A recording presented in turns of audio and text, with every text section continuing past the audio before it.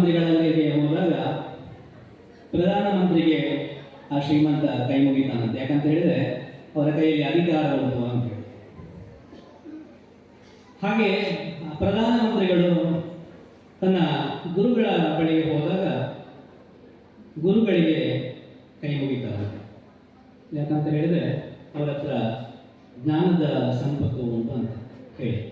ಯಾಕೆ ಇದನ್ನು ನಾನು ಹೇಳ್ತಾ ಇದ್ದೇನೆ ಅಂತ ಹೇಳಿದ್ರೆ, ನಾವು ಅಧಿಕಾರಕ್ಕೆ ಹಣಕ್ಕೆ ಯಾವಾಗಲೂ ಬೆಲೆ ಕೊಡಲಿಕ್ಕೆ ಆಗುವುದಿಲ್ಲ. ಕೊನೆಗೆ ನಾವು ವಿದ್ಯೆ ಜ್ಞಾನಕ್ಕೆ ಒಂದು ಬೆಲೆ ಕೊಡಬೇಕಾಗ್ತದೆ. ಎಷ್ಟೇ ಹಣ ಇರುವಂಥವನಾಗಿರಲಿ, ಎಷ್ಟೇ ಅಧಿಕಾರ ಇರಲಿ ಅವನ ಕೈಯಲ್ಲಿ, ಅವನ ಗುರುಗಳು ಬಂದಾಗ ಅವನ ಗುರುಗಳಿಗೆ ತಲೆ ಬಾಕಬೇಕಾಗ್ತದೆ.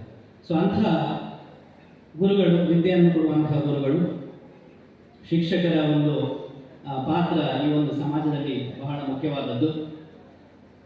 ಅಂಥ ಒಂದು ಶಿಕ್ಷಣವನ್ನು ಕೊಡುವಂತಹ ಒಂದು ವ್ಯವಸ್ಥೆ ನಮ್ಮಲ್ಲಿದೆ. ತುಂಬ ಶಾಲೆ